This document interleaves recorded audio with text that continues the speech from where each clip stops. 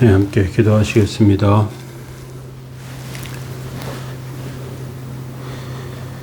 거룩하신 하나님, 주의 은총과 은혜 감사합니다. 연약한 삶과 인생에 하나님의 복과 은혜를 더하시고 하나님께서 세상의 두려운 것들 가운데 하나님의 보호하심과 지키심을 기억하여 승리하는 삶을 살 수 있게 하여 주시고, 오늘도 말씀 가운데서는 복되고 귀한 삶 다 되게 하옵소서. 예수 그리스도의 이름으로 기도합니다. 아멘. 네, 찬송가 250장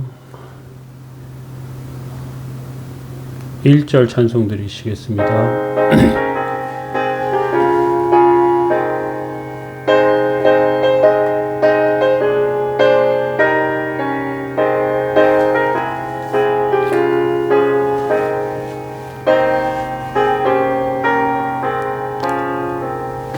그 주의 십자가 보혈로 죄 씻음 받기를 원하네.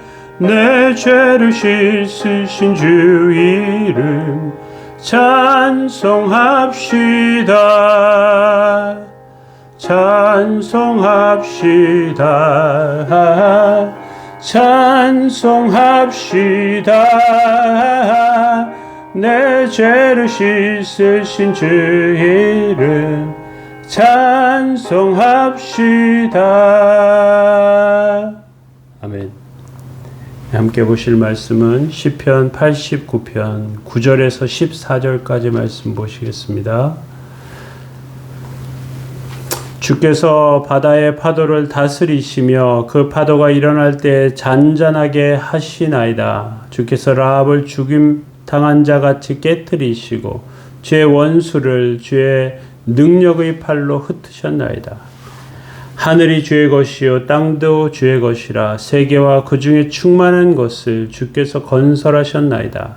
남북을 주께서 창조하셨으니 다볼과 헤르몬이 주의 이름으로 말미암아 즐거워하나이다.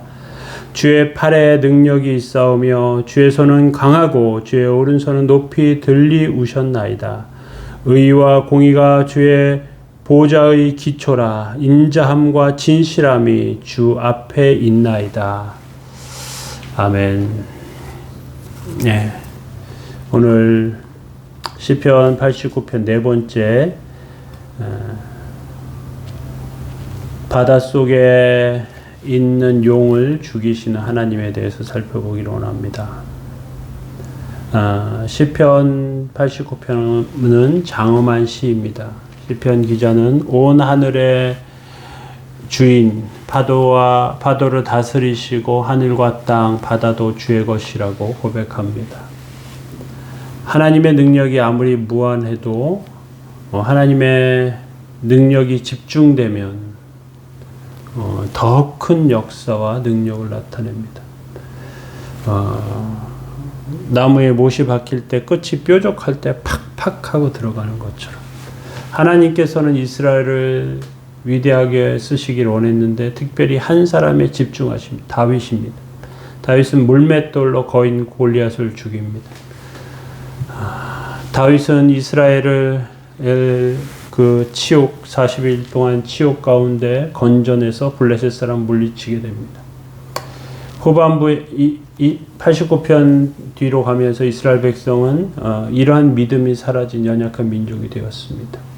이스라엘 멸망하고 유다는 치욕을 당하고 하나님의 능력이 우리 가운데 집중되어 있다는 것을 알 때 우리는 온전히 설 수 있어요. 특별히 오늘 바다속에 있는 용은 무엇이냐면 사람들이 두려워하는 것을 말합니다. 옛날 사람들은 바다를 굉장히 두려워했습니다. 폭풍이 날 때 그 과거에 있던 배들은 그 폭풍을 제대로 견디기 어려웠단 말이죠.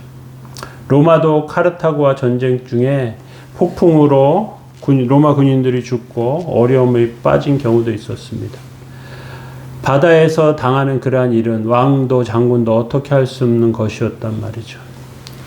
이스라엘 백성에게 또 다른 두려움은 비가 오지 않는 것입니다. 이스라엘은 건조한 지역입니다. 그런데 건기와 우기가 있어요.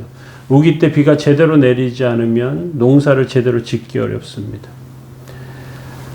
일반 사람들은 그 조그만 가뭄이 들어도 굶어 죽게 되고요. 부자들은 그래도 먹고 살 것들이 가지고 있단 말이죠. 성경 욥기에 보면 욥은 폭풍과 전쟁을 만납니다. 누군가 침공해 왔습니다. 강한 바람이 불어와 가족이 있는 집이 무너지고요. 자녀들이 죽습니다. 폭풍으로 나를 치고 까닭없이 내 상처를 깊게 하시며 욥의 탄식 가운데 이런 말씀이 있어요. 그리고 또 누군가 쳐들어와서 종들도 죽이고 가축들도 다 뺏어가는 일도 겪게 됩니다. 어쩔 수 없는 상황, 어쩔 수 없는 환경, 두려움 가운데 사람들은 이러한 일들 가운데 두려움을 더 크게 갖게 되죠. 그런데 하나님께서는 9절에 보니까 이렇게 말씀해요. 주께서 바다의 파도를 다스리시며 그 파도가 일어날 때 잔잔하게 하셨나이다. 또 10절 하반절에 보면 죽임당한 자같이 깨뜨리시고 주의 원수를 주의 능력의 팔로 흩으셨다 이렇게 말씀해요. 원수를 흩으시는 하나님, 바다와 같이 두려운 것들을 잔잔하게 하신 하나님, 그 하나님에 대한 고백이란 말이죠. 그것은 무엇이냐? 하나님의 백성이 하나님의 백성답게 살 때 어떻게 살 수 있는지, 어떤 모습을 세워줄 수 있는지 기억하게 하는 것입니다. 이스라엘 백성도 출애굽할 때는 어떻습니까? 홍해를 육지같이 건너요. 그 홍해를 건너는 일이 보통 일이 아닙니다. 이스라엘 백성들에겐 그래요. 그런데 하나님께서 육지로 건너게 하세요. 왜? 그 모든 것들을 잠잠케 하신 하나님이시기 때문에 그렇습니다. 바다의 용, 사람들의 두려움이죠. 그런 것들을 깨뜨리십니다. 하나님께서는 애국 군대가 쫓아올 때 좌측과 우측에 산이 있고 앞에는 해변이 있는데 바다로 다 가서 빠져 죽을 수밖에 없단 말이죠. 뒤에는 군대가 몰려와요. 어쩔 수가 없어요. 그런데 하나님께서 지켜주십니다. 어떻게 해요? 하나님의 뜻과 은혜 가운데. 11절에 보면 이렇게 말합니다. 하늘이 주의 것이요 땅도 주의 것이라 세계와 그 중에 충만한 것을 주께서 건설하셨다. 이 모든 생명체 물이 없으면 죽습니다. 물을 주시는 분 하나님이시고요. 이스라엘 백성들이 광야 삶 가운데 이것을 경험하고 하나님께 마실 물이 없는 가운데 하나님께서 반석에서 물이 나오게 하십니다. 있을 수 없는 일이죠. 그런데 하나님 하신단 말이죠. 그 말은 무슨 말이냐. 우리가 인생과 세상을 살아갈 때 할 수 없는 중에 하나님 하시고요. 할 수 없는 중에 하나님의 역사로 우리를 지켜주신단 말이죠. 우리는 이것을 기억할 필요가 있습니다. 이것을 생각해야 합니다. 이것을 바라봐야 돼요. 그래서 지켜주시는 하나님, 붙들어주시는 하나님 가운데 서야 합니다. 13절에 보면 이렇게 되어 있어요. 주의 팔에 능력이 있사오며 주의 손은 강하고 주의 오른손은 높이 들리우셨나이다. 하나님의 산, 하나님의 능력, 하나님의 역사, 주의 팔의 능력으로 우리가 살게 되는 것이죠. 하나님께서는 그렇게 하실 때 우리에게 어떻게 붙들어 주시냐. 주의 의와 공의가 주의 보좌의 기초라. 인자함과 진실함이 주의 앞에 있나이다. 하나님께서 정의로우신 분이기 때문에 내가 지금 곤고하고 어려워요. 그럼 하나님께서 그 어려움 가운데 우리를 지켜주십니다. 하나님은 차별하지 않으십니다. 말씀대로 믿으면 하나님의 사랑과 역사가 있어요. 사람들에겐 그렇지 않아요. 사람들에겐 가진 것이 있고요. 있는 것이 있어요. 좋은 학벌이 있고 또 누군가 밀어주는 부모나 또 누가 있으면 안심하고 살아요. 그런데 우리에게는 아무것도 없단 말이죠. 그럼 우리는 어떻게 해야 되겠습니까? 하나님의 뜻과 은혜 가운데 서야죠. 하나님의 인도하심 가운데 살아야 합니다. 바다의 무서운 것들, 공포스럽고 두려운 것들이 아니에요. 그것들은 세상에 존재하는 여러 어려움 중에 하나일 뿐이에요. 우리는 그 어려움 가운데 믿음으로 서고 신앙과 은혜로 서야 합니다. 저희들의 삶의 두려움을 이기시고 승리하시는 복되고 귀한 백성들 다 되시게 예수님의 이름으로 축원합니다. 기도하시겠습니다.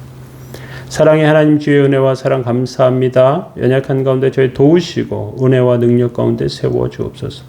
하나님의 도우시고 치료하시는 은혜로 오늘도 서게 하시고 거룩하고 복된 은혜가 저희들 삶에 가득하게 하옵소서. 지키시고 인도하시는 주여 온전케 하시고 세워 주옵소서. 함께 하시기 원하며 예수님의 이름으로 기도합니다. 아멘. 교회를 위해서 기도해 주시고 또 성도들 각각의 삶에 하나님의 은혜가 임하도록 기도해 주시기 바랍니다. 기도하시겠습니다.